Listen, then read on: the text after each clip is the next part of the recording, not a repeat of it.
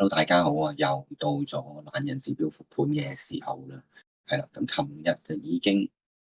出咗一次嘅5分鐘嘅黃金圖啦，懶人指標都出咗個信號，咁樣26號嘅8點25分就出咗一次綠色嘅信號啦，指示可能有一個買入嘅機會嘅，係啦，呢度都做買入啦，係啦，見到呢支發出嚟呢支巴，咁如果我哋打短打咧，其實好近嘅，跟住 send line 嘅頂部咧，呢度已經係可以食嘅，大約7個幾度啦，係啦，7個幾度嘅 profit 去攞。如果你攞到前頂咧，甚至乎可以去到差唔多，都有差唔多10幾蚊啊，18蚊度新嘅 profit。咁我睇翻今朝早個懶人指標咧，有啲咩情況俾我哋睇一睇咯。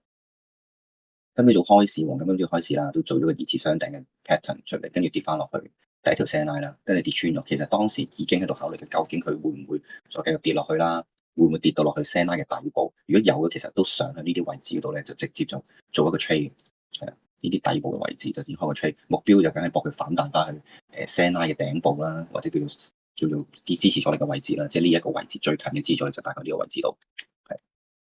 都搏佢有一個反彈，但係有差唔多接近係8蚊到食糊啦。因為你做緊一啲 day trade 嘅短打，咁啊大概都係食呢啲範圍。咁當然啦，如果你係睇緊一啲比較大少少嘅級別嘅 time frame，15分鐘或者1小時啦，咁我哋相對食糊嘅距離就對啲，可能食到15蚊啊，或者甚至乎20蚊不等，睇你打乜嘢 time frame。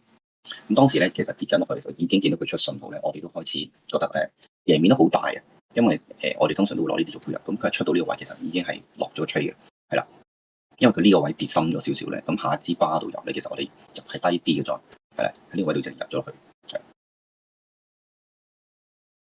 係啦，咁變成個目標咧，其實都差少少咯，大概多咗大約5毫子之內咧，因為都要涉及計埋個成本，係啦，跟住之後佢就直接就好快咁就已經爆上去，係直接就已經到咗我哋個目標嘛，直接就可以食糊。呢個就係今朝早嘅懶人指標嘅命中，同琴日一模一樣嘅，係啦，thank you。